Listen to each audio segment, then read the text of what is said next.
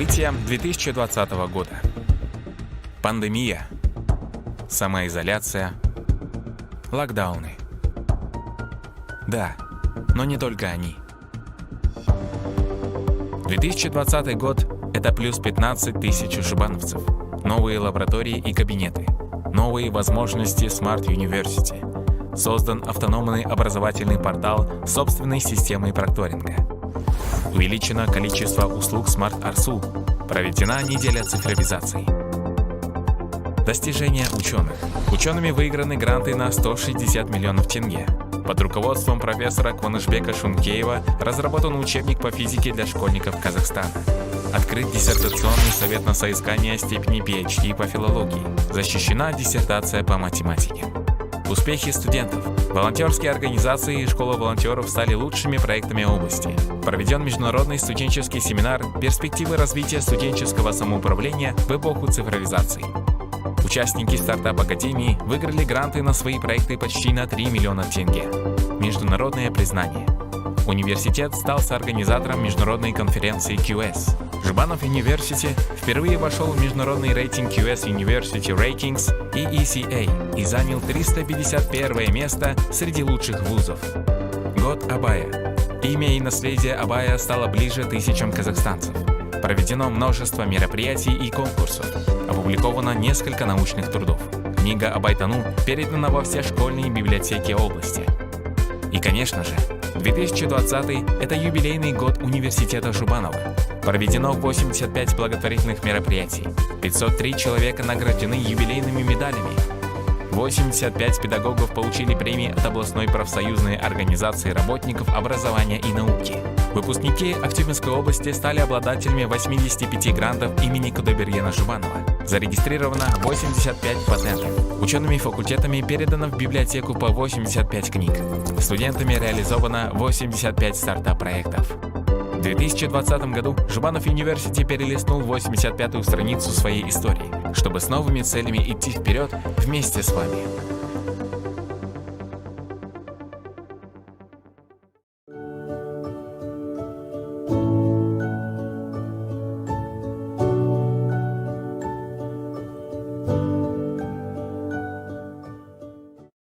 Dear students and colleagues, my name is Aaron Chikanover, and I am an Israeli physician and biologist working at the Faculty of Medicine of the Technion, which is Israel Institute of Technology in Haifa, Israel. I happen also to be a laureate of the 2004 Nobel Prize in Chemistry for discovering the ubiquitin-mediated proteolytic system. I intend to participate and to give a talk at the Central Asia Nobel Festival series of lectures, and I invite you all to participate, to inspire us and to be inspired. But mostly, I want you to learn from this participation one lesson. People like us who made important discoveries are human beings exactly like you are. We have 2 hands, 2 eyes, 2 legs. We are simple human beings. And if we could do it, you can do it as well. So all the best, and hope to meet you all in the upcoming festival of Nobel laureates in Kazakhstan. Take good care of yourself and stay safe. Welcome to the Central Asia Nobel Fest in 2021. This is John Mather, Senior Project Scientist for the James Webb Space Telescope, working at NASA in Greenbelt, Maryland, the United States. I'm interested in the whole history of the universe from the Big Bang to now, how life became possible on our own little planet circling an ordinary star, how we can protect our planet, and how far we can go. I hope you will find the Nobel Fest a fascinating adventure. Hi, I'm David Spergel. I won the Breakthrough Prize in 2018, and I'm excited about speaking at the Central Asia Nobel Fest on my work and others on cosmology. Over the past 20 years, we've learned that atoms, the stuff that makes up us, makes up only 5% of the universe. So I'll be telling the story of how we probe the dark matter, the dark energy, and look back to the beginnings of the universe and learn how structure and galaxies and everything else emerges. Look forward to seeing you soon. Hello, I'm Christopher Haken, 2018 Breakthrough Prize winner. I'm very excited about the upcoming Central Asia Nobel Fest lecture series. I hope you'll join us. Nobel Fest.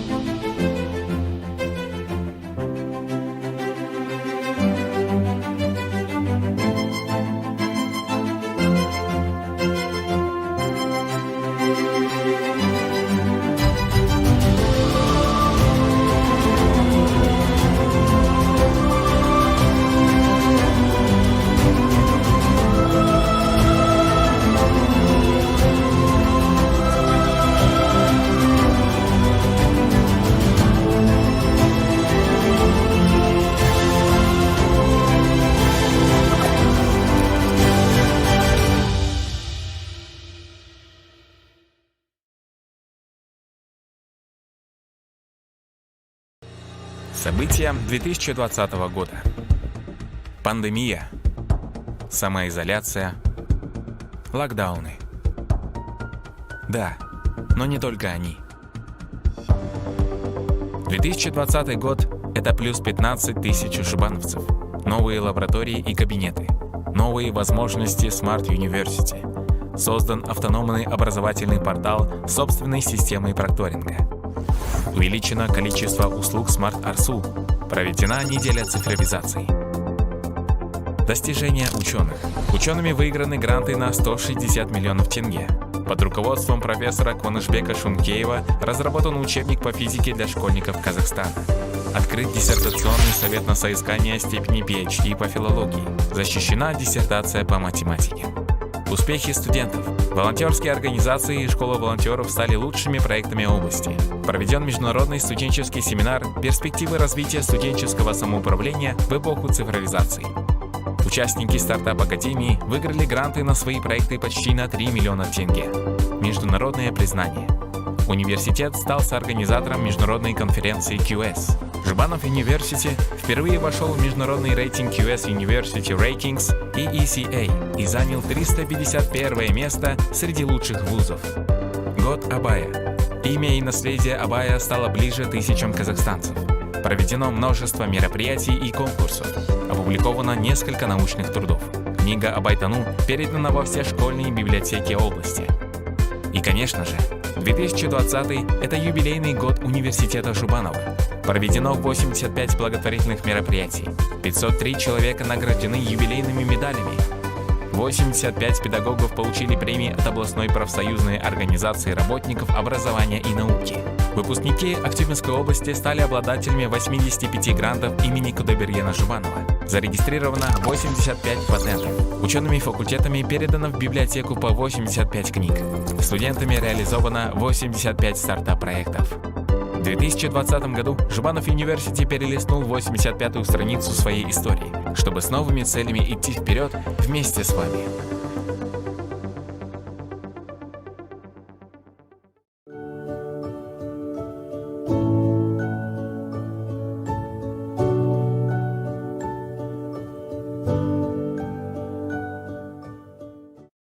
Dear students and colleagues, my name is Aaron Chikanover, and I am an Israeli physician and biologist working at the Faculty of Medicine of the Technion, which is Israel Institute of Technology in Haifa, Israel. I happen also to be a laureate of the 2004 Nobel Prize in Chemistry for discovering the ubiquitin-mediated proteolytic system. I intend to participate and to give a talk at the Central Asia Nobel Festival series of lectures, and I invite you all to participate, to inspire us and to be inspired. But mostly, I want you to learn from this participation one lesson. People like us who made important discoveries are human beings exactly like you are. We have 2 hands, 2 eyes, 2 legs.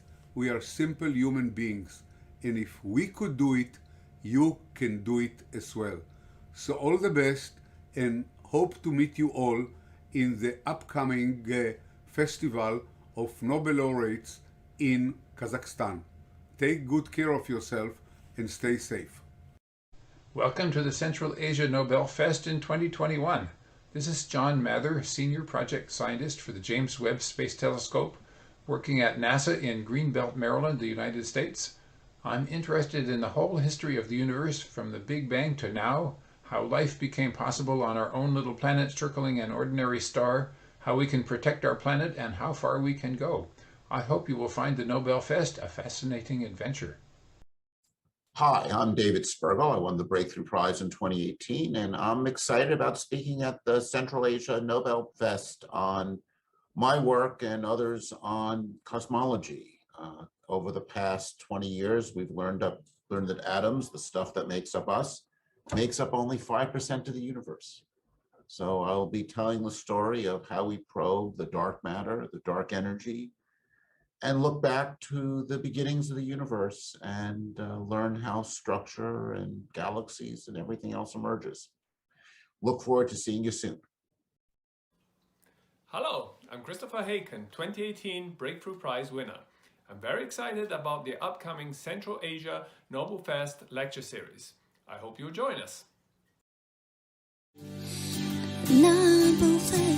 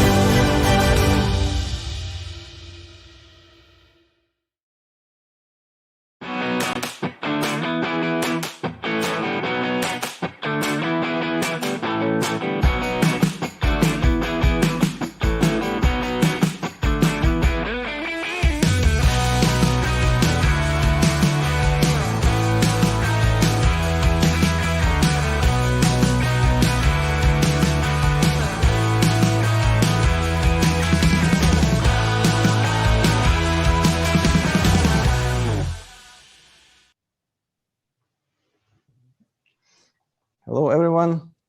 Nice to welcome you on our seminar. And today it's my great pleasure to welcome our speaker, Dr. John Mather, a senior astrophysicist at Observational Cosmology Laboratory of NASA. His outstanding contributions in astrophysics were recognized by numerous prestigious awards and prizes, including the Nobel Prize in Physics 2006, together with Dr. George Smoot, for the discovery of the black body form and anisotropy of the cosmic microwave background radiation originated from the Big Bang. I mean, not that famous series Big Bang, but the real Big Bang, the birth event of our universe, which is really an important object of our study. Since 1995, Dr. Mather is a senior project scientist for the James Webb Space Telescope. It's an amazing scientific instrument which impresses with its technical complexity and capabilities. And this is really a great opportunity for all of us to learn from first hands, personally from Dr. Mather, about this instrument, this space telescope, and also about still remaining mysteries of universe. This telescope is designed to unravel, and hopefully will do so, like manage doing so in the nearest future. So John, you are very welcome to start your talk, and all our attention is yours. Well, thank you very much for the kind introduction. Let me just take a moment to turn on my slideshow here. Share screen, Microsoft PowerPoint, share. Do you see it now? Yes, yes, it is. Okay, very good. So I want to tell you today about the James Webb Space Telescope and many things before and after. So here is a picture of the great telescope, which we are planning to launch from South America in October of this year. It's been in preparation since 1995. And it is a joint project of 3 space agencies led by NASA, but also including European and Canadian space agencies. It's nearly finished, nearly ready for launch. It has taken an enormous effort, but everyone in the world will be able to use it. If you're an astronomer anywhere in the world, you can send proposals to us. And we have received many proposals, well over 1,000 proposals from many countries. So I'm pleased to say that we will do what people think is the most important with this great telescope. What you see in the middle is a golden hexagon. It's not actually solid gold. It's a beryllium mirror coated with gold, in which will collect the light from the distant stars and reflect it down into the instrument package. I will show you more about it as we come along, but I wanted to step back from the telescope of today into some of the reasons why people are so excited about doing what we do. So the big question, where did we come from? So we know that our history is very complex, but we're beginning to understand some of the physical principles behind it. So we know that the universe is expanding and that it was very smooth and very hot when it was young. We know that it has been unstable by releasing energy by reconfiguring itself into complex systems. In particular, gravitation provides something astronomers call negative specific heat, which means that the universe is unstable because gravitational potential energy can be converted into kinetic energy. We know the universe is very large, possibly infinite, although, of course, how could we prove that? We know it's very old, which means that events that seem unlikely, such as our own existence, have still had time enough for the possibility to become real. We've learned in the recent years about the possibilities of stored information.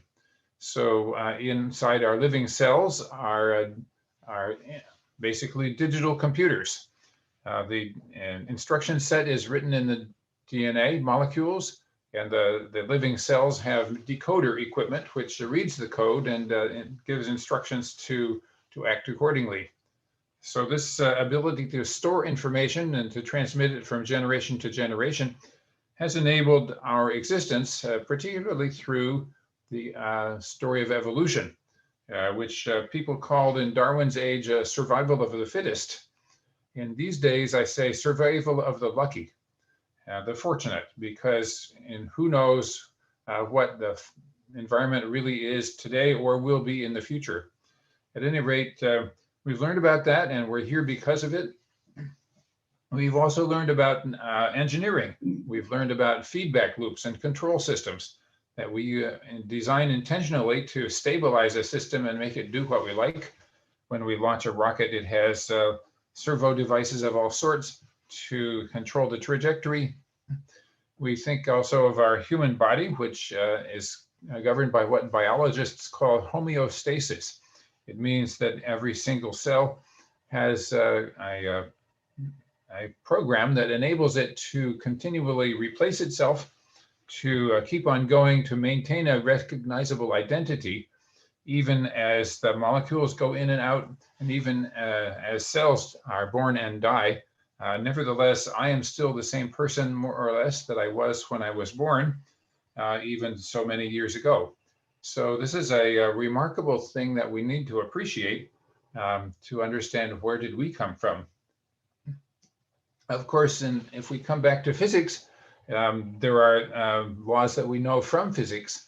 We have the four kinds of major forces, three that we know how to quantize and describe how the elementary particles stick together to make combinations in atoms and molecules. And basically they give all the shapes and all of the binding energies for the combinations. So then gravity, as I mentioned earlier, produces the binding energy that enables gas clouds to turn into galaxies, stars, and planets with a negative specific heat. Equilibrium thermodynamics tells us what can happen here, what is likely to happen based on energy release and computation of order or disorder. So for instance, when a water freezes into the shape of ice, we say, well, it's become much more orderly. It's a crystal structure, but in the process, of course, it produces or releases the heat and that goes out into the rest of the world and increases the disorder everywhere else. So we are very often fooled or misled by the understanding of thermodynamics. What we've seen more recently is that in the case of non-equilibrium thermodynamics, where there are energy flows from place to place, that nature quite often finds a way to increase the entropy of the system by producing a spontaneous heat engine. So, for instance, we can interpret living material as a way of increasing the entropy of the universe. So now let me step back into the history of astronomy. So here,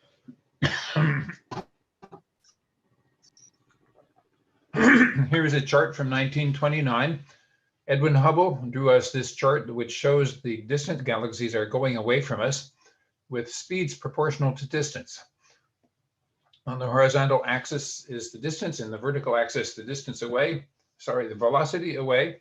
You see there's a trend on this chart that the farther away they are, the faster they're going away from us. If you divide the distance by the speed, you get the age of the universe. So that was the first time that we ever knew that the universe had an age that could be measured. And it was a complete shock to a great amount, to most people who really had never even thought about whether the universe had an age or where it came from. So the beginning of modern cosmology, it became clear soon enough that conditions in the early universe must have been very hot, and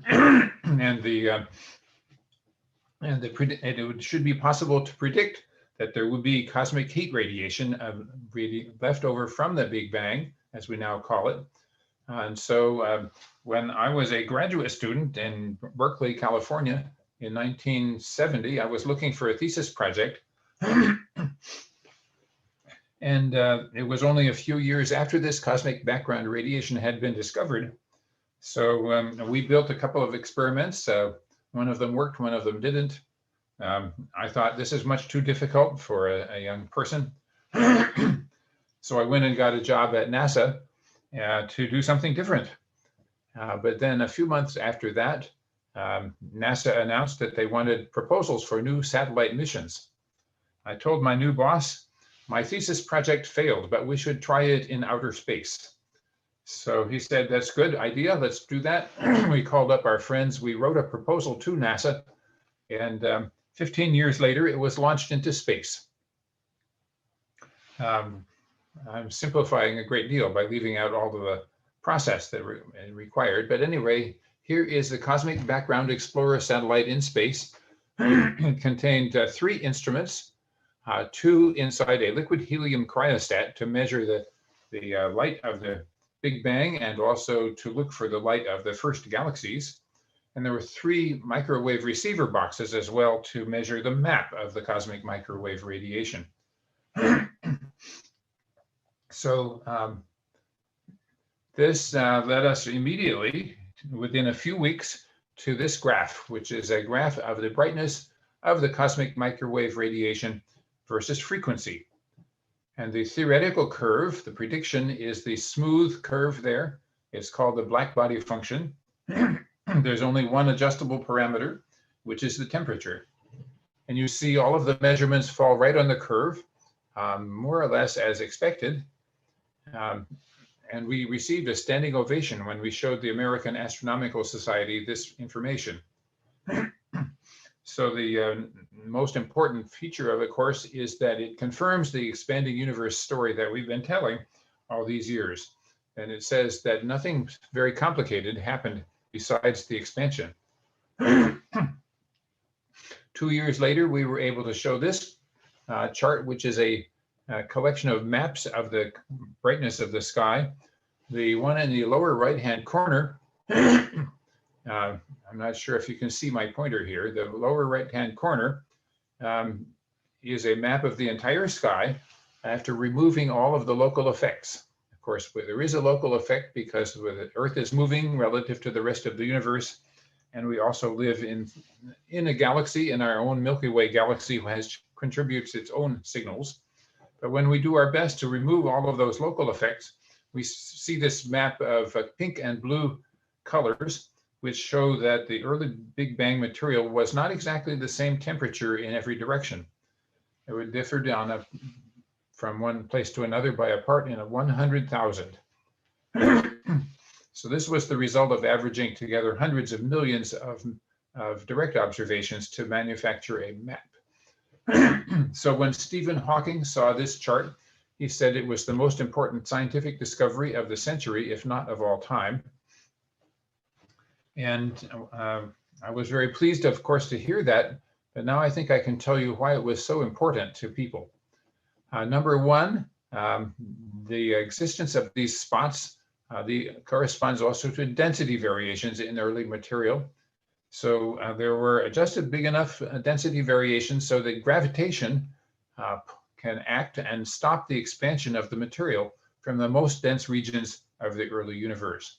So we are here with galaxies and stars and planets and people because there are spots in this map. Second thing we learned is that most of the spots in this map come from cosmic dark matter, something astronomers can deduce and no one can see. It does not radiate light, but it does have gravity. So it has an effect on these patterns.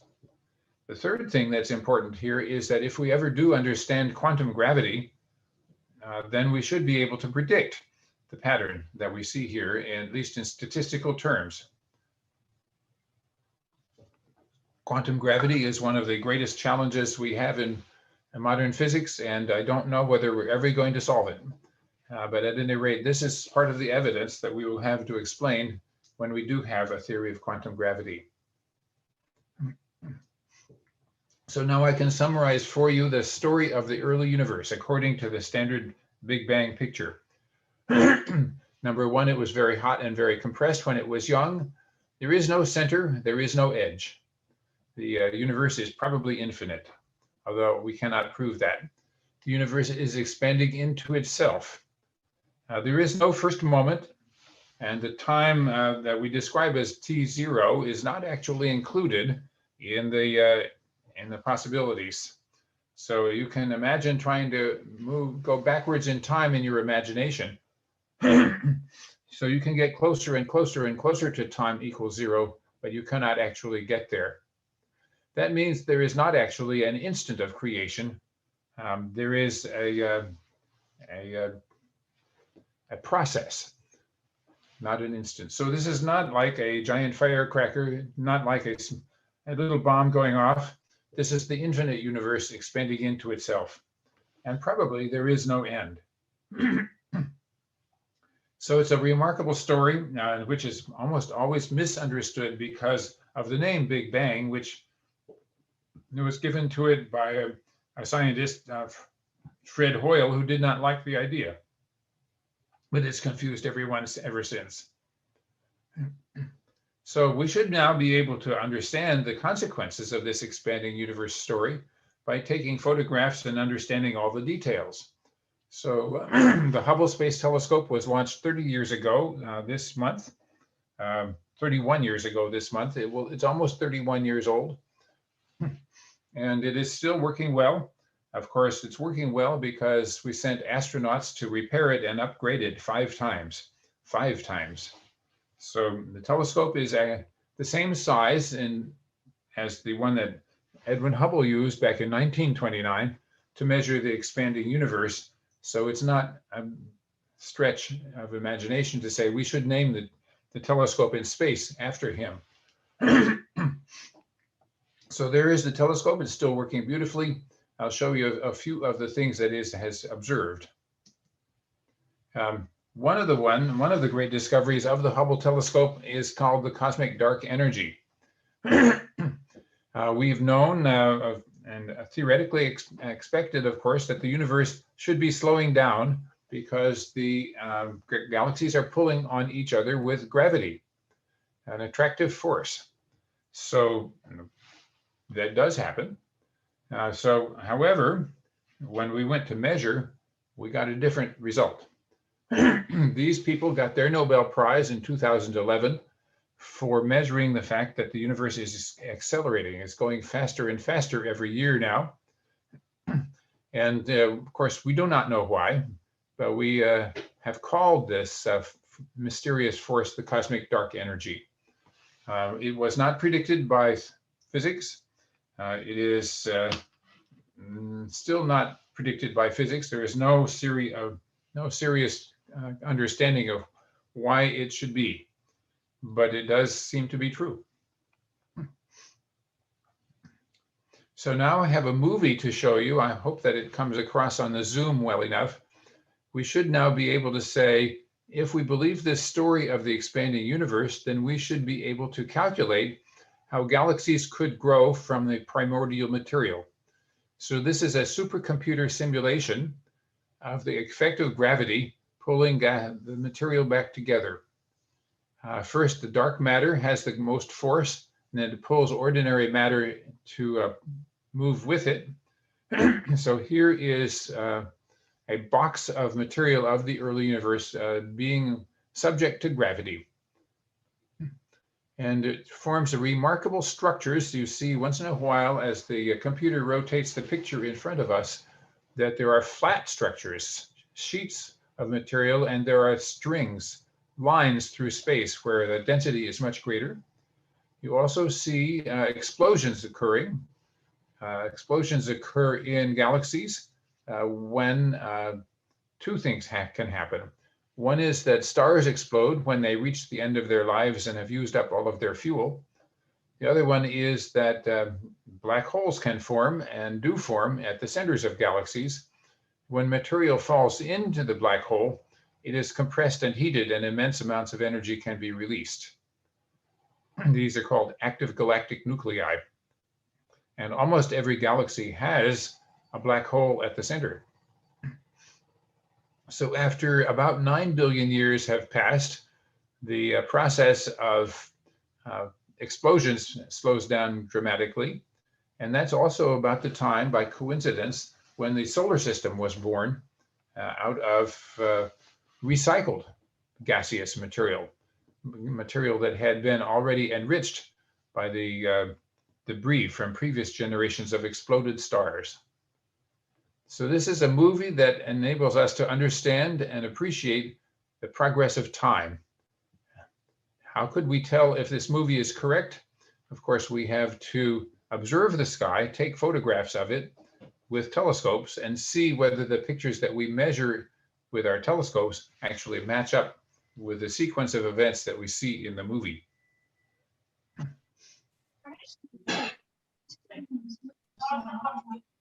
Now I want to tell you about the James Webb Space Telescope.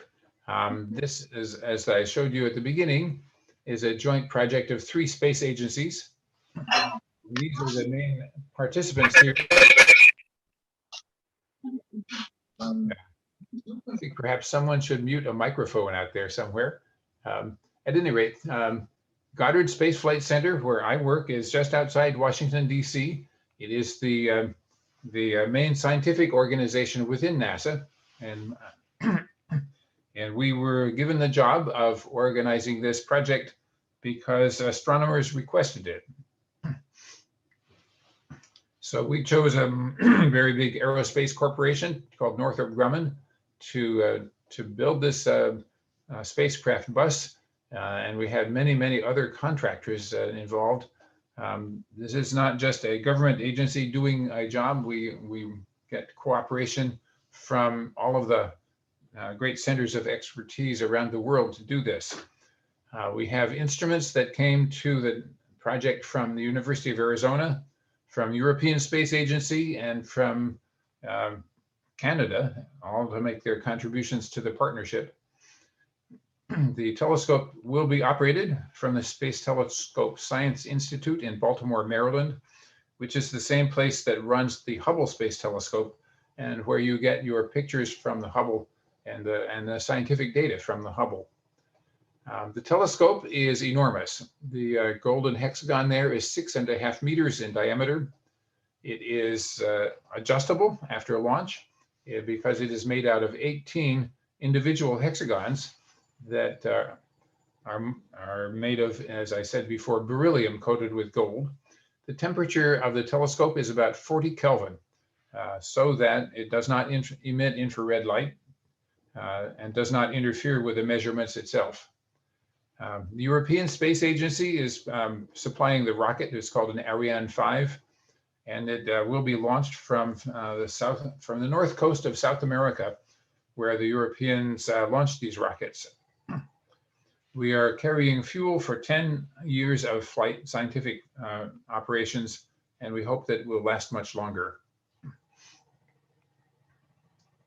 So there are numerous scientific themes that people want to work on with this great telescope. The first one is, well, how did it all get started? How did the galaxies grow? What were the first objects that grew? The first stars, the first black holes, the first galaxies. So we have a story that we've been working on for a long time about the expanding universe. One of the key events is at a certain point, there were enough galaxies to produce ultraviolet light that would then ionize the hydrogen gas and make it transparent again for ultraviolet light. By small galaxies being pulled together by gravity, as I showed you in the movie. And we have evidence of that in images we take in the sky, like this picture here in the upper right. We will be looking inside the dust clouds where stars are being born today, along with their planets. And we'll certainly be looking for planets around other stars, as we show in the lower right-hand corner there. Here is how the telescope works. It is called a 3-mirror anastigmat optical configuration. It has a primary mirror, which is a very short focus one, a hyperbolic secondary mirror, which produces an image of the sky back inside the instrument package. Inside there is a third mirror, concave ellipsoidal mirror, which re-images the primary mirror and also corrects for optical aberrations. So it gives a wide field of view with very good image quality. The mirror segments themselves are a miraculous technical accomplishment. They're made of beryllium. Beryllium because it's extremely light, it's extremely stiff, and because it can hold its shape when it is cooled down to a low temperature and warmed up again, it will always be the same either way. That means that when we want to design it so it will work properly at the low temperature, we measure it at room temperature, we cool it down to low temperature, we find out that it has bumps on it, we warm it up again, we remove those bumps, we polish them off. The next time that the mirror is cooled down to the low temperature, it has the correct shape. It's a tremendous accomplishment. We have a package of 4 instruments that will be used by our fellow astronomers to basically take pictures and spectra. As you know, a spectrum is a rainbow. We spread out the light of a star or a galaxy into its colors. And the colors tell us what are the chemical constituents of the thing that we're looking at because of particular spectrum lines, and also what are the motions, because as we can see the Doppler shift of the individual spectra telling us how fast are things coming toward us or going away from us. It's a very general purpose instrument package because when we designed it so many years ago, we did not know all of the things that would be most exciting to measure today. So 3 of the 4 instruments are provided with coronagraphs, which are specifically designed for looking for planets around other stars. Another thing to mention is that we have the ability with the near-infrared spectrograph, the NIRSPEC, to observe 100 simultaneous targets with a micro shutter array. We had to invent this also, especially just for this project. The sensitivity of the telescope is incredible. If you were a bumblebee, a square centimeter, hovering at the distance of the moon away from the telescope, we would be able to observe you. So it's we would be able to see the reflected sunlight as well as the heat that you emit. It's a very incredibly sensitive equipment because, number 1, the telescope is very large. Number 2, the detectors are nearly perfect. And number 3, the telescope is cold, so it does not glow itself. Now, this means, of course, that the very bright objects, like the planets in the solar system, are a hard problem for us. But nevertheless, we have the ways to observe all of the objects in the solar system from Mars on outwards. And we can even observe bright stars to see when a planet goes in front of such a star.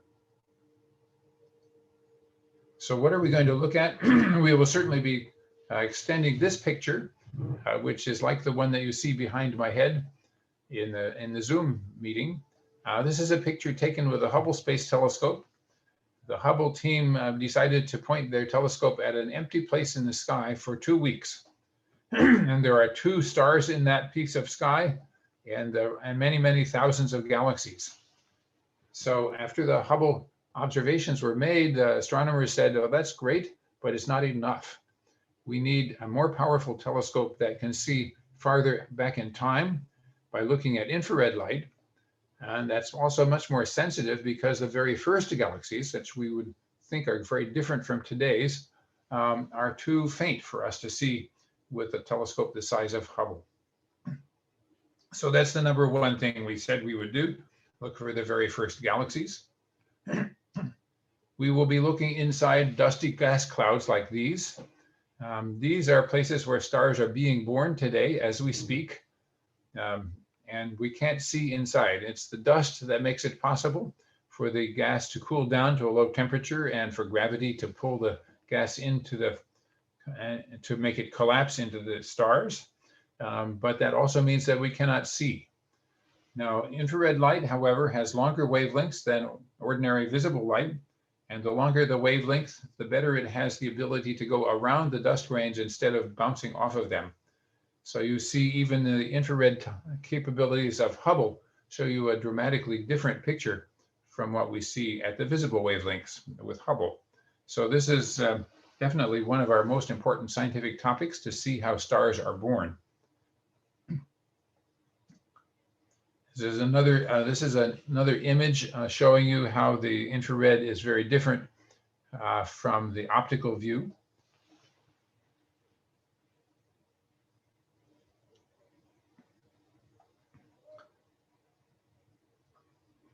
There's the optical.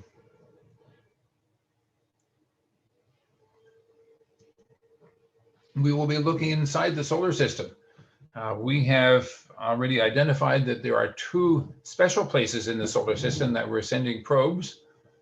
Besides Mars, of course, there are 2 others that are exciting about the possibility of life. Europa is a satellite of Jupiter. It was discovered by Galileo himself. Here is a picture of Europa on the left-hand side. It was taken by a probe that was called 09. We now see that this small moon is covered with ice, and that there are places and cracks in the ice where water, liquid water, is coming out into space. So if you would like to know if that satellite is alive, then you would like to send your probe flying through the water plumes that are coming up and see if there are any organic molecules in that water. The map on the right-hand side is a map of the surface of Titan.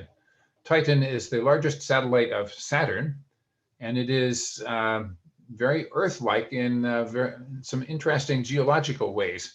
It has lakes, it has rivers, it has rain, it has wind, it has craters and dunes, but it's a very cold world. It's a world in which water ice serves the function of rock, and the rain is hydrocarbon, ethane and methane. So nevertheless, it's a place that's very exciting for astronomers. We are planning a mission to go there and land with a helicopter that can fly around and examine different places on the surface of Titan. So we'll certainly be watching that special spot with the Webb telescope. We'll be looking for exoplanets, planets orbiting other stars. The little graphic here illustrates that sometimes a planet passes in front of its home star, and we try to show in the graphic that the planet has a different apparent size according to wavelength. At some wavelengths, molecules in the atmosphere of a planet absorb more strongly than at others. So this means that you can tell something about the atmosphere of a planet around another star by taking spectra and seeing how the spectrum changes as the planet goes in front of the star. So we'll be doing that, and we have a list of planets, about 30 such planets that we'll be studying. We already know where they are because we've discovered these with 2 missions. There's a mission called Kepler, which observed many, many thousands of these, and a newer mission called TESS, which has observed 2,000 more candidates. And a few of them, like this TRAPPIST-1 system, were discovered from the ground. So we do not expect to be able to see oxygen, but we do hope to see water to see if these planets are a little bit like Earth. Now, a few words about what it takes to get the telescope launched. There are many steps between construction of the telescope and launch. So here in the upper left corner, I show you a picture of the telescope itself as we put it together at NASA in Greenbelt, Maryland, where I am. After it was finished, we put it in a protective tent, and we put it on a shaking device to apply 50,000 pounds of vibration force to see that it would be able to withstand launch on the rocket. After it passed that test, we put it in a shipping container, put the container in an airplane, and sent the whole telescope down to NASA facility in Houston, Texas. This is where the vacuum tank, biggest vacuum tank that we have, is located. It was used by the Apollo astronauts to prepare for landing on the surface of the moon. So we tested the telescope in there and made it cool down to the temperature that it will have in outer space, and verified that we could focus the telescope and that all of the instruments were working properly. Then we put it back in the airplane, sent it out to California to the Northrop Grumman facility where it is now. And we have finished putting it all together. We made sure that it could survive the vibration of launch again. And now we are in the process of folding it back up to putting it in the shipping container, a different shipping container that will go through the Panama Canal from the Pacific to the Atlantic side. And then we will take it to the French Guiana launch facility where the Europeans launched their rockets. And they launch also Soyuz rockets from there. And in October, this is our current plan, we'll press the button and it will go up into space and be unfolded in space. So that is a very long and tedious process. And of course, the only way that it could possibly work is if you're very, very careful and if you catch your mistakes. Here's a picture of the great Golden Telescope in the clean room. It's just beautiful to look at. This is where we're sending it. It's going to the Lagrange point L2. We're orbiting around this spot because that is a special spot where the gravitation of the sun and the earth combine to pull the telescope around the sun once a year. So it stays in the same relative to position. It's also a place where a single-sided umbrella, a single-sided sunshade can protect the telescope from the heat of the sun, the earth, and the moon all at the same time. We will have a deployment process. We unfold the telescope after launch. First unfold the solar panels and the transmitter antenna. Then unfold the big structure you're seeing here, which is the sunshade. This is done, however, not independently, the way the Mars landers are done, but very carefully, step by step. And at every step, we have a second way to accomplish each purpose in case it is unsuccessful. So we have electronic redundancy. So for instance, every motor has two sets of electronics and two sets of electrical windings to control it.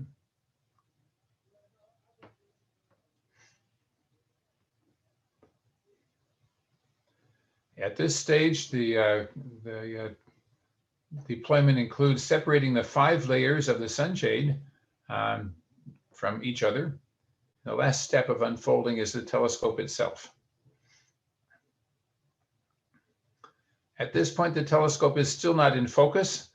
We have to observe stars in the sky and make sure that the telescope can focus on them.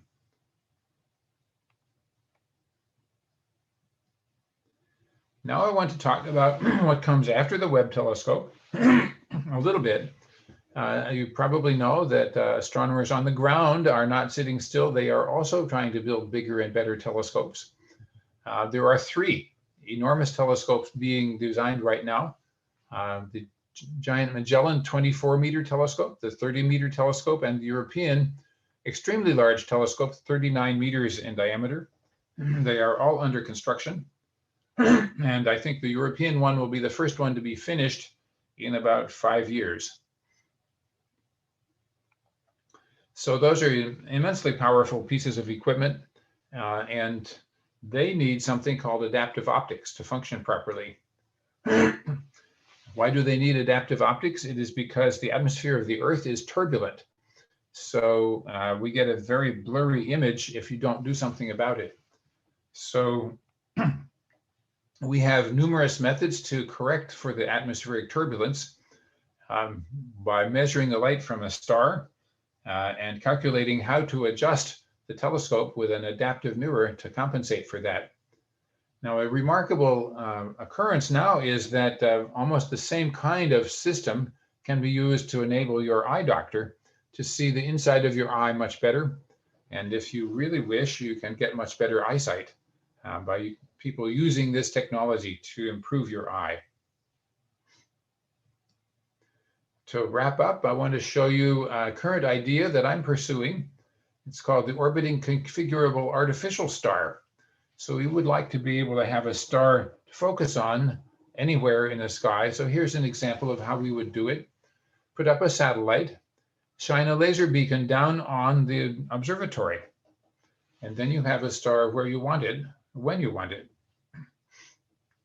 And then you should be able to make a very powerful adaptive optics system to correct for the turbulence and get the most powerful telescope on the ground to be reaching the sensitivity that it would have if it were in outer space.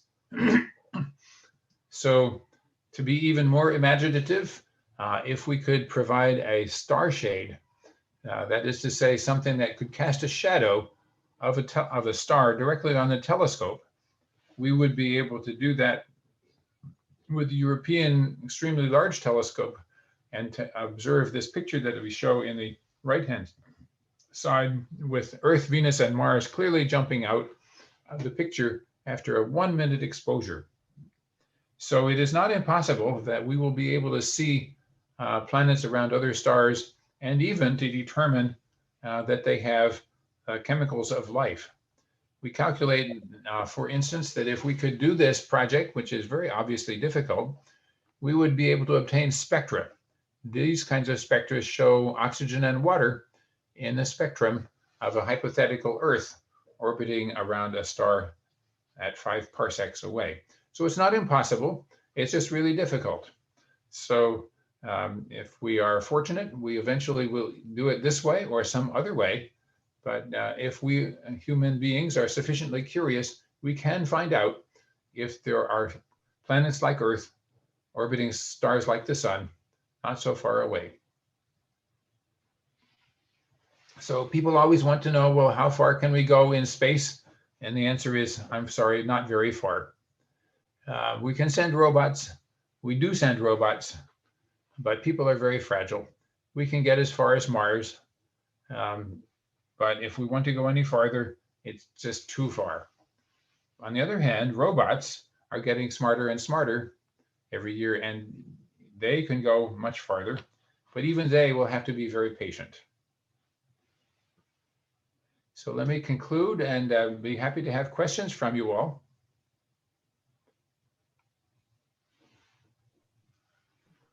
Okay, thank you very much, John, for your interesting and exciting presentation. So we are now open for questions from our audience, and you are welcome to ask John what was not clear for you, or what is your specific interest in this topic.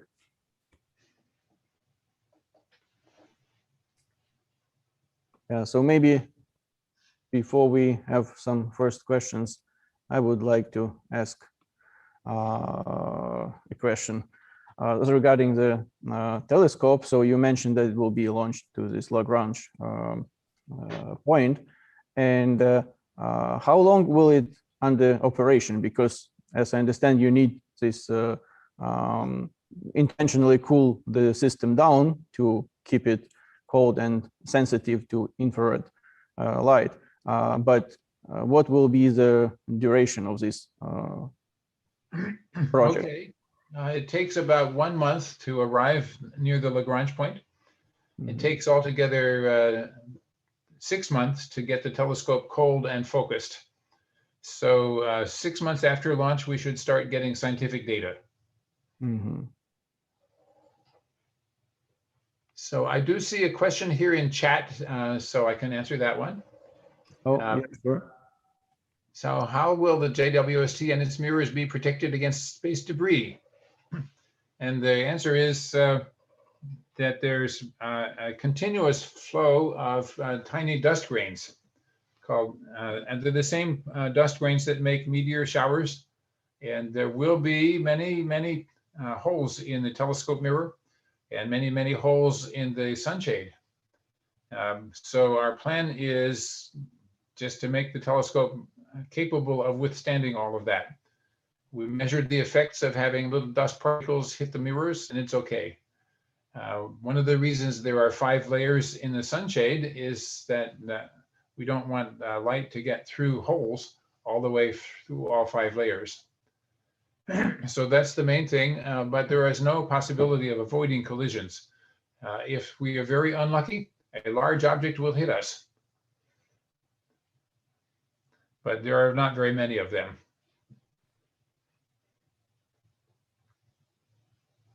Okay, other questions? Good evening, Mr. John. Thank you for the interesting topic.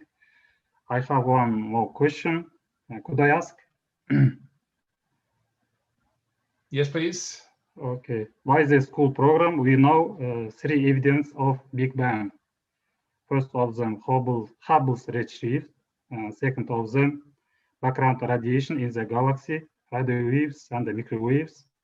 Third of them, the more weak chemical elements in the galaxy. My question is, does the new astronomical research have any extra additional evidence of Big Bang? Oh, do we have any additional evidence of the Big Bang? Well, we have numerous kinds now. We have the maps of the microwave background radiation hot and cold spots that I showed you. And we have a comprehensive theoretical simulation that says if that's the way that the universe is, then we should have galaxies the way that we do now. So answer is yes, theoretically so. Everything matches the story. We have details of the expansion as measured with galaxies.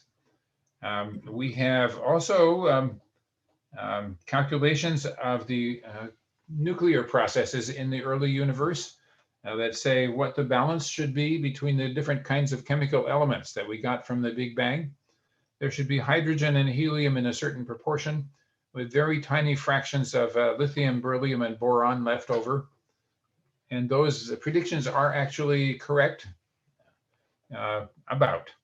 So we have really strong evidence that the Big Bang story is correct, even though the people are so confused about what the Big Bang means. Nevertheless, it's a correct story as far as we know. Thank you very much. Sorry, I have a question. Yes. How can people benefit from the results of your research? What are the main results of the research? Yes. Okay, we are certainly hoping to understand after measuring after using the Webb telescope, we are hoping to understand the formation of the first galaxies and stars and black holes from the primordial material. We would like to see how the stars are being born today inside those dusty clouds. We would like to see planets orbiting around other stars. We would like to see whether planets like Earth exist and actually have water and oxygen, to know whether life is a very rare occurrence or a common occurrence in other places in the universe. So those are great objectives. Yes, so I certainly hope that we will make some progress. So I see a chat question, main goals for the near 5 years.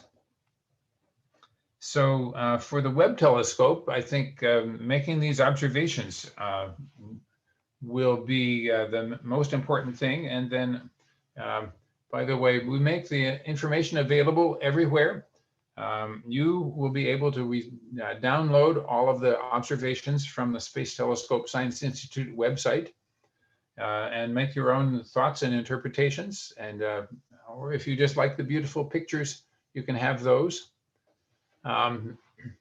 So here is a question, what are the main economic benefits of these projects? I would say mostly their benefits are not economic. They're cultural and spiritual. We astronomers, on the other hand, do require technology advances for everything that we need to do. Astronomy is so difficult that we need bigger telescopes and better detectors of all sorts. So we push to invent new things in order to make progress with this astronomy. So the question also asks about world war issues. So that's a very interesting challenge. I would like to think that astronomers are international citizens and that we work together to overcome ignorance by together finding and discovering new things. So that's probably not enough, but it's a start towards resolving world war issues. I would like for us to be able to trust one another and work cooperatively for common objectives.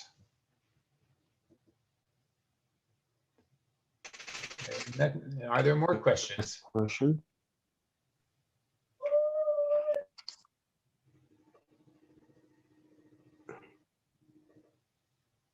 What breakthrough discoveries in science should we expect in the next 10 years? So what great discoveries should we expect? That's a much harder question. I think, however, that there will be surprises. I think that we do not understand enough about the early galaxies. I think it's quite possible that we will discover that there was some new phenomenon occurring way back then, that it happened and all of the evidence has been erased so that we don't know about it today, but we could discover it. I think we will also find some great surprises about exoplanets. Everything that we know about exoplanets has been a surprise. So I think we will continue to find more surprises on that. I don't think we're going to understand cosmic dark matter or dark energy, but we will make some more progress. Thank you. So I see a chat question regarding exoplanets. The question, will JWST be able to detect spectra of atmospheres of Earth-like planets around G and K stars? Probably the answer is no. We will certainly try, but it is probably too difficult for this observatory. The reason is that stars are, the G and K stars that are like the sun are very much brighter than the M stars that are so common. And the chances of alignment to get the spectra that we need are small. So in the list of planets that are good candidates for us to observe, none of them are G and K stars. M stars are easier. I'm sorry to not have the answer to that question. It would be great if we could, but it is too difficult.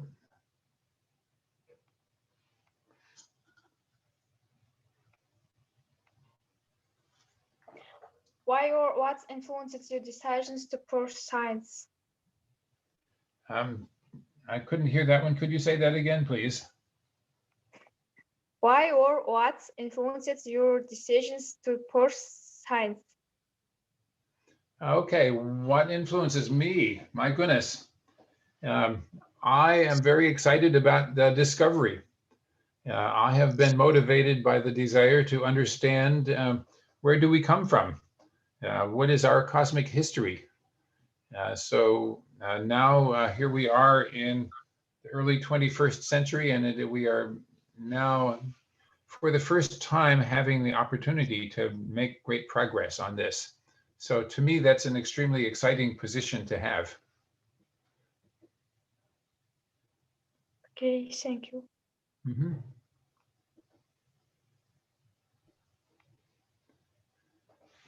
So chat says, what helps you to keep working on your goals? I think my friends, my colleagues are all working on similar things, and we are very fortunate that we have a worldwide community of people who are all trying to do these things together. So none of us are alone anymore. So we have friends, we have colleagues, and of course, some of them are competitors. So some of us are motivated by wanting to get there first. But these days, everything is such a big project that you can only do it with friends and colleagues. So I showed you that we have many thousands of people working on the Webb telescope just to build it. And we will have many, many more thousands of astronomers working to understand what we see.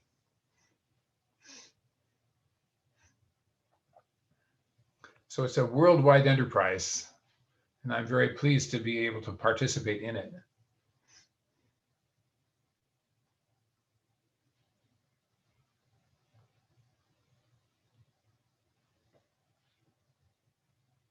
What practical applications of the telescope can we see in short term? Actually, astronomers' telescopes almost never have practical applications, but there is, of course, a technology overlap.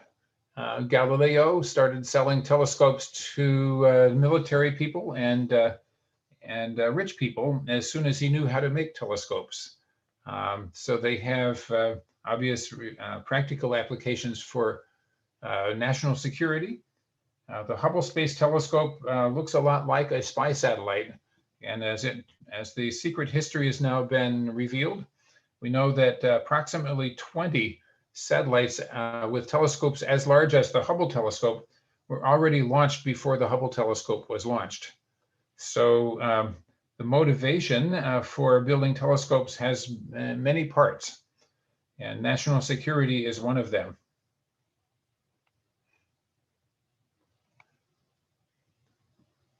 Do you think humanity will ever be an intergalactic civilization? My answer is no, I do not think so. That we have no hint anywhere in physics today that to give us a way that we could travel even to the nearest star. So we could imagine that an intelligent robot could go, but that's a very different story. Here's another question. Do you have a goal to assist exploring the surface of Mars, for example? Well, with this telescope, I don't think we are contributing very much to that, but we will be observing Mars to do those things that can't be done with other equipment.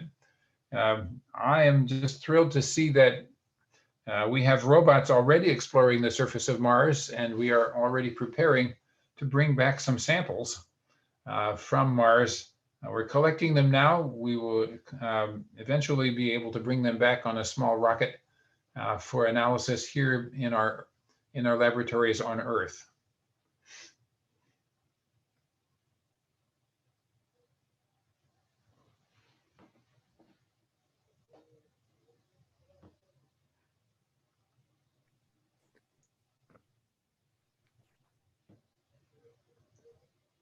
So there is one more. One more. What do you like to do in your free time? Well, I used to like to travel.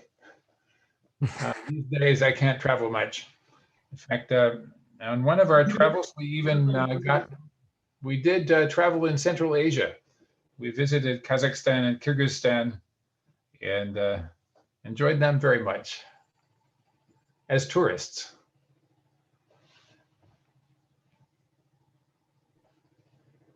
Elon Musk wants to go build a colony on Mars by 2050. Do I think that's realistic? I don't think so, but Elon Musk is very determined. And so I would not bet against him. If it can be done, he could do it.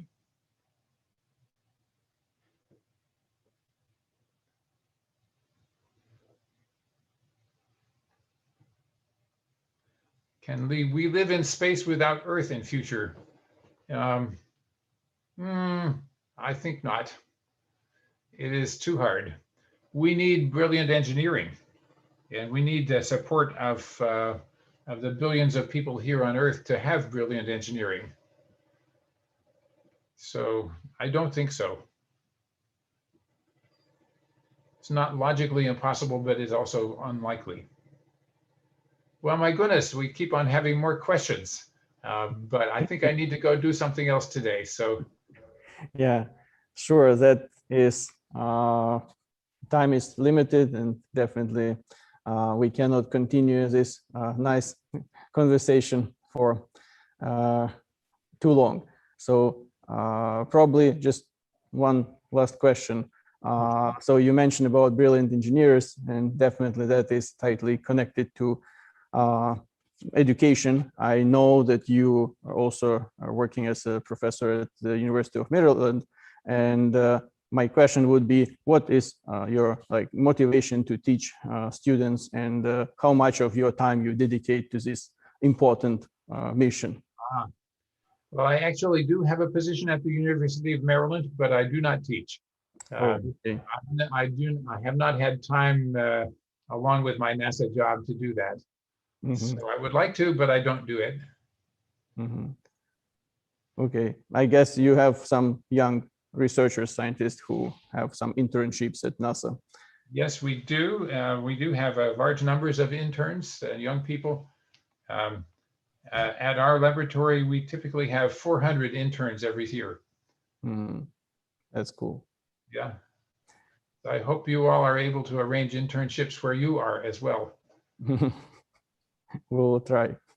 Yes. Okay, well, thank you very much for the invitation. It's been a pleasure. Thank you very much for your time. And best wishes for continuing learning and exploration. Yeah, and good luck with the launch of James Webb. We are very excited to see first results. Thank you. Thank you. We need luck. We need, and I think we will have good luck. Yeah.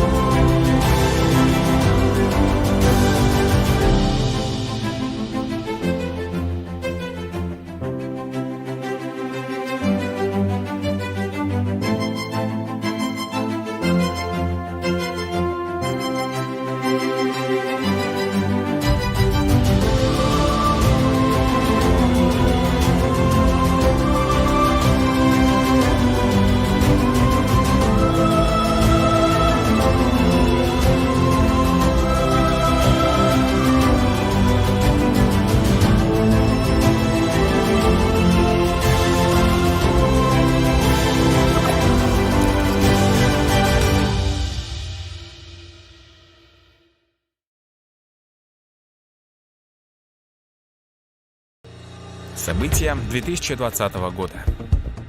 Пандемия, самоизоляция, локдауны. Да, но не только они. 2020 год – это плюс 15 тысяч шибановцев, новые лаборатории и кабинеты, новые возможности Smart University, создан автономный образовательный портал с собственной системой прокторинга. Увеличено количество услуг Smart RSU. Проведена неделя цифровизации. Достижения ученых. Учеными выиграны гранты на 160 миллионов тенге. Под руководством профессора Куанышбека Шункеева разработан учебник по физике для школьников Казахстана. Открыт диссертационный совет на соискание степени PhD по филологии. Защищена диссертация по математике. Успехи студентов. Волонтерские организации и школа волонтеров стали лучшими проектами области. Проведен международный студенческий семинар «Перспективы развития студенческого самоуправления в эпоху цифровизации». Участники стартап-академии выиграли гранты на свои проекты почти на 3 миллиона тенге. Международное признание. Университет стал соорганизатором международной конференции QS. Жбанов University впервые вошел в международный рейтинг QS University Rankings EECA и занял 351 место среди лучших вузов. Год Абая. Имя и наследие Абая стало ближе тысячам казахстанцев. Проведено множество мероприятий и конкурсов. Опубликовано несколько научных трудов. Книга Абайтану передана во все школьные библиотеки области. И, конечно же, 2020 – это юбилейный год университета Жубанова. Проведено 85 благотворительных мероприятий. 503 человека награждены юбилейными медалями. 85 педагогов получили премии от областной профсоюзной организации работников образования и науки. Выпускники Актюбинской области стали обладателями 85 грантов имени Кудайбергена Жубанова. Зарегистрировано 85 патентов. Учеными факультетами передано в библиотеку по 85 книг.